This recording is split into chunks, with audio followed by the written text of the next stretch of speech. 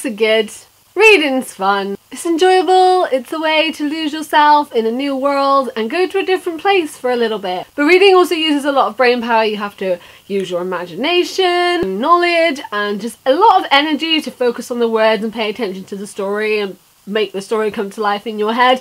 And sometimes your brain, it don't want to do it. Sometimes your brain is like, I don't want to do this anymore, can't make me! Thus causing you to fall into what we know as the dreaded reading slump. They're a bit shit, aren't they? I made a video about all the different types of reading slumps because there are multiple different types you can have. They can be that you just don't want to read, that you don't know what to read, that you've got so many things to read that it's panicking, you don't want to pick anything up, you're not enjoying what you're reading. There's loads of things that can cause a reading slump, and there are lots of different ways to get out of a reading slump, and obviously there will be different ways for different people and different things help different people, but I thought I would make this video and talk about the ways that have helped me, especially in the past year, because this past year I've had more reading slumps than I've ever had in my life, and I've noticed different things and I've tried different things that have been really helpful for me. So I thought I would share those, talk about some of my reading slump tips, and hopefully some of them will help you as well. I did a poll on Twitter saying which video did you want to be my next video, and reading slump tips won, so I hope that this video is actually beneficial and helpful to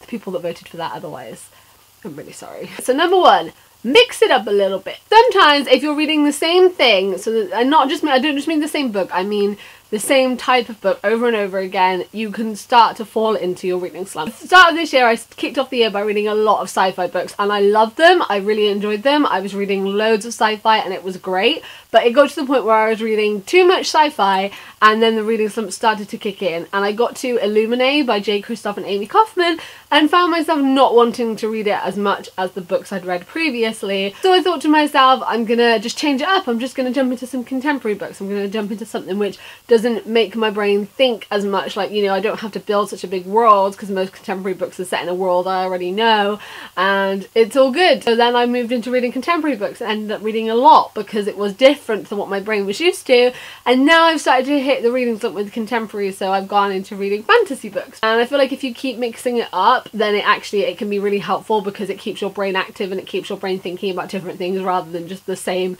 type of story all the time. I also find that sometimes reading on different devices can mix it up as well. If I'm in a particularly bad reading slump, I'll listen to an audiobook, because I listen to audiobooks when I'm walking to work or when I'm doing certain things, which means I don't have to kind of think about the words on a page as much. I don't have to take them in as much. They're just in my ears and kind of someone else is doing all of the work, and that can help get me out of reading slumps because I'm still loving the story, but it just kind of gives me a little break, and then I can jump back into physical books. E-books also, because again you can read them in different situations, and if your usual form of book is maybe an e-book, maybe try a physical book, because that kind of one-to-one with an actual physical book and turning the pages and it being more of a thing may help you in a reading slump as well, and may actually be a better thing for you. You know, if you just like mix up your reading tastes and how you read and what you do, it just keeps the whole reading experience very fresh, and then it doesn't mean that you're getting bored and less likely to want to read. Number two, focus on the chapters, not the pages. This is something which I have found has really worked for me, and I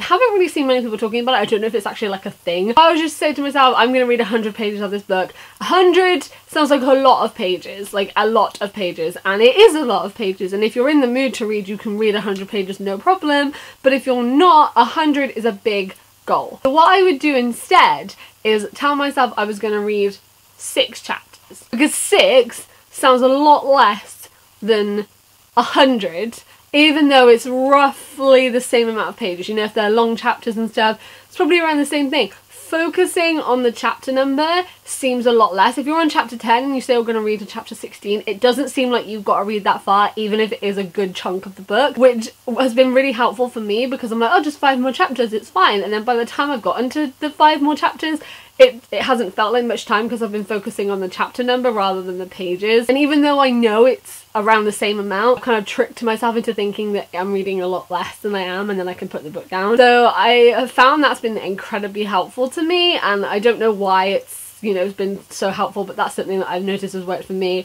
So I wanted to share it because it's been very useful. 3. Read when you cannot do anything else. Reading in the bath, for example. I paint my nails a lot, So if you are someone that likes to do that and likes to paint your nails and take time to kind of sit and like pamper yourself, which I like to do, I can't do anything when my nails are wet, so I will sit with maybe like an ebook, or only like very delicately turn the page so I don't get nail varnish on the book. I physically cannot do anything else. I can't clean, I can't like write, I can't do anything when I'm in the bath or when my nails are wet or any other particular thing like that. So I can sit and just sit in that moment. The bath is like where I finish so many books, because I just get in the bath and then I'm like, well, I can't do anything else because I'm in the bath. I don't really like going on my phone or anything because I'm scared I'm going to drop it. I think a lot of the time, and I do this a lot of the time, I think my spare time for reading has to be when I've got like no plans and I don't have anything to do, when actually there are times when you can find just a little slot to read, even if it is just a couple of pages or a chapter or so, but it's still reading something and it's still making you move further in the story that you're experiencing, which I think is really helpful.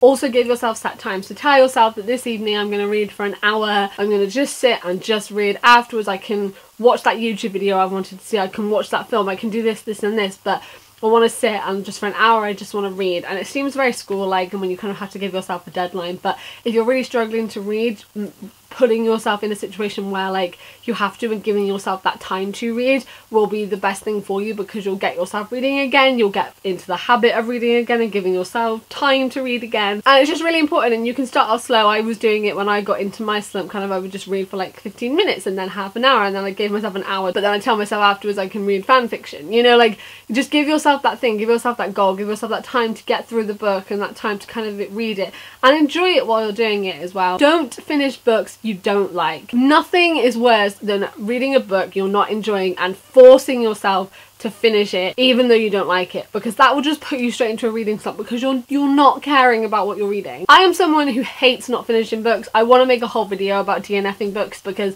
I have always been someone that's hated doing it, but I've just realised that I don't need to be wasting my time with something I'm not enjoying, and it will just put me in a reading slump if I'm not liking it. If I get, you know, like halfway through a book and I'm like, this is not for me, I'm going to waste more of my time reading the rest of the book. I'm going to be reading it slowly because I'm not enjoying it, so then I'll be using up time that I could have spent reading another book that I would be enjoying. So just don't finish books you don't care about, because there's no point. You're just wasting your time and you're stopping yourself from reading something you may be enjoying and wanting to read more of. Remember, there's no pressure. I think especially online, like with Goodreads and BookTube and Twitter and loads of things that come with books online, and even like if your friends read loads of books or if there's a book coming out and you want to read a series before that book comes out, there's no pressure with reading. You don't have to have read a certain amount of books in a year. It's nice to have goals, but it doesn't matter. You don't have to have so many books. You don't have to have read an entire book on its release day. You know, if you want to do those things, that's fine, but there's no pressure. You don't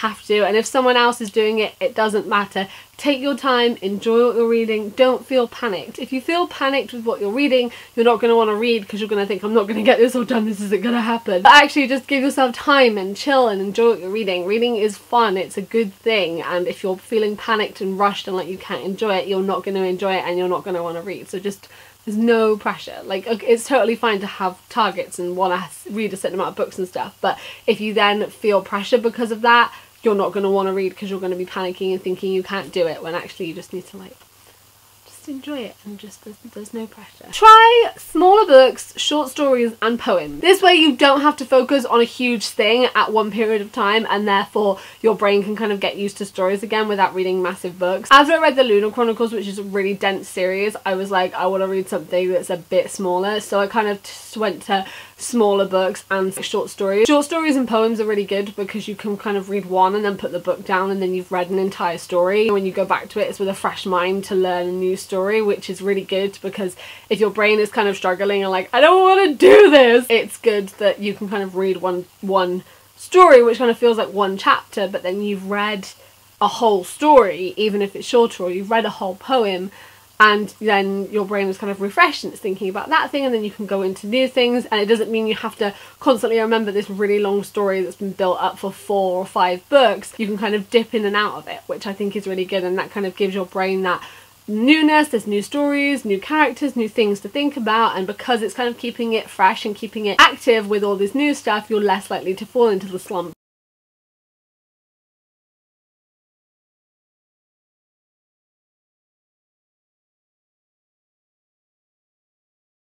reread your favourites. Whenever I'm in a reading slump, a really big reading slump, and I think I need to just read a book, but I don't know what I want to read, I don't want to read anything, there's not anything in particular I want to pick up, I just pick up Harry Potter, or I pick up Aristotle and Dante Discover the Secrets of the Universe. It just feels like going home. I just slip into something familiar, I love it, it's my favourite thing, and it's just so comforting to me, and I want to read it. I just want to read them. I've never been in the middle of reading a Harry Potter book and not wanted to pick it up. I've never not wanted to like carry on reading, and it's the same with Aristotle and Dante Discover the Secrets of the Universe. It's my favourite book, it's not very long, and I can just jump into it and read them. And the thing with those as well is that because I've read them so much, and I'm sure you've read your favourite books so much as well, you can just dip into your favourite part. It makes sure you're still reading, it gives your brain that kind of same reading activation that's going on, but you don't have to be reading something you're not interested in that moment. And then because you remember how much you loved reading and how much you love reading your favourite series, you want to read more stuff, and you find yourself then kind of reaching out for other books, which I think is really good. Or I do anyway. And finally, as silly and simple as it sounds, just read. Just think about what it is about reading that you love. Think about how much you love those stories, that when people tell a story for you, the enjoyment you get from it, the way it engages your imagination, the way it makes you think, the way it makes you focus, and how everything reading gives you, just those worlds that it can give you and where it can take you in all these different places. Focus on that and read your book. Like, you can take as much time as you need, there's no rush, reading is not a competition, but just read. Just focus on why you love reading, why you love the story, and just read. So yeah, I hope some of these were helpful. This is just things that I find are very beneficial to me when I'm in a reading slump, so I thought I'd share some of them with you. If you have any more reading slump tips, do leave them in the comments down below and we can discuss them, and it will help me and everyone else reading the comments. If you're in a reading slump at the moment, I really hope it leaves you alone soon. They're really sucky and annoying, and they really are just so inconvenient. So I hope that it leaves you very, very, very soon. There are some good releases in May. Lord of Shadows. I know that everyone cares about that, but like, Lord of Shadows! So hopefully you all pick up a good book soon and read it all, and your reading slump will be no more. Just before I go, do you want to see a Lord of Shadows theories video? Because I kind of want to make one. I actually found a list in my phone from when I just finished Lady Midnight from last year with my theories in it, so I'd kind of like to talk about that. Do you want to see one? If you're new here, I make videos 11 times a week, so if you would like to stick around and join us, then you can do that. And as usual, all my links will be in the description below if you would like to come hang out on the other social medias. Thank you guys for watching. I hope you're doing really, really, really, really well, and I will see you next time. Goodbye!